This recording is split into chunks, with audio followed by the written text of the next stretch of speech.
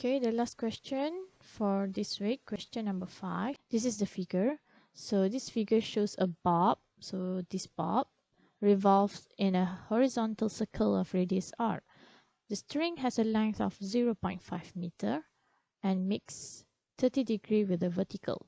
So we can see from the figure that we have a string here with length 0.5 meter and 30 degrees with the vertical. So this is the vertical. The first question is to sketch the free body diagram for the bob. So before we do sketching, we draw what forces acted on the bob. So apparently we have weight, okay, and also as we have string here, meaning that we have T. Okay, so we can recall the direction of tension is always outward from the object. So these are the forces acted on the object. Okay, to draw the free body diagram, so it's going to be dot TW. So this is your free body diagram. Okay, for B, we want to calculate the speed of the bob.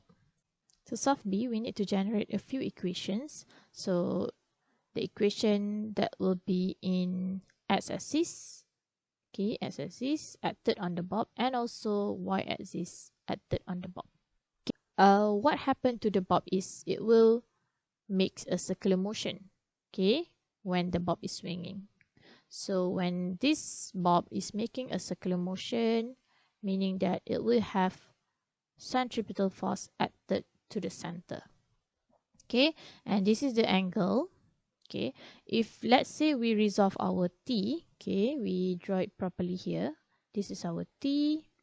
So angle is 30 degree here. This is our TX and this is our TY. Okay, and here is our weight. So our TX here is basically is equal to FC. Okay, and our Tx is equal to T sine theta. So we can generate an equation for x-axis. Okay, for x-axis. So we have Tx is equal to Fc. Then we expand the equation. Then we have T sine theta is equal to mv squared over r. Okay, this is your first equation.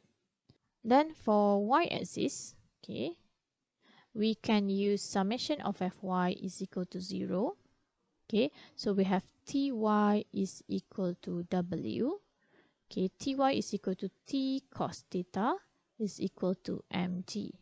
So this is your second equation. Okay, now what we do is to get the velocity here. Okay, we want to get the velocity. So we are going to divide equation 1 with equation 2. So it's being T sine theta over T cos theta is equal to mv squared over r over mg. So you can cancel out T. Sine over cos is tangent theta is equal to v squared over rg. Okay. Then to find v is equal to rg tangent theta square root. You substitute the values. Okay, before that, we don't know our value of radius, right?